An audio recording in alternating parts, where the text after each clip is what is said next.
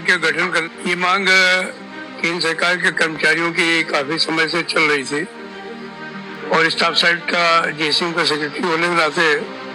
इस विषय को मैंने हर स्तर पर उठाने का प्रयास किया। कैबिनेट सेक्रेटरी के स्तर पर, फाइनेंस सेक्रेटरी के स्तर पर, बीओबीटी सेक्रेटरी के स्तर पर, इवन वित्त मंत्री के स्तर पर और प्रधानमंत्री जी को भी खत लिखने का काम हुआ कि 1 साल का समय बचा है और नॉर्मली पे कमीशन बैठने के बाद में 1.5 से 2 साल का समय लेता है।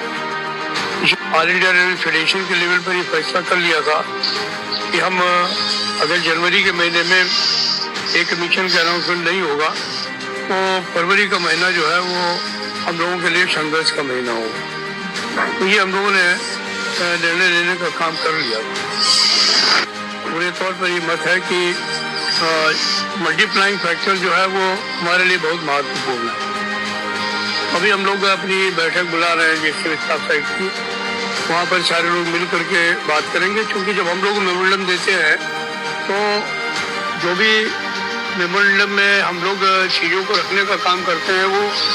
जो है वो उनके पीछे कोई न कोई साइंटिफिक फार्मूला होता है। पे कमीशन में जब भी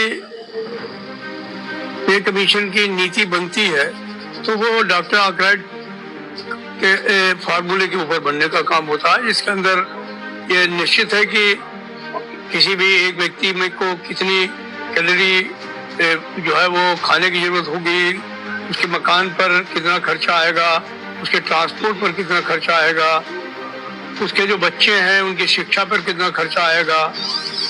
अगर वृद्ध माँ बाप हैं तो उन पर कितना खर्चा आएगा, अगर बड़े शहर में रहते हैं तो कितना खर्चा आएगा, छोटे शहर में रहते हैं तो कितना खर्चा आएगा।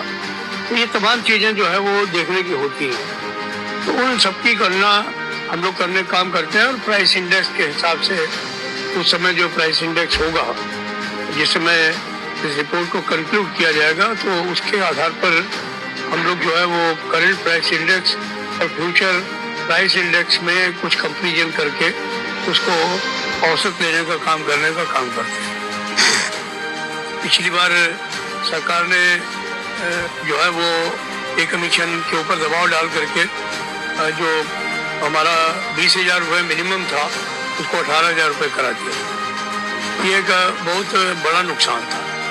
हम समझते हैं कि इस बार इस तरीके का कोई कार्रवाई नहीं होगी और जो भी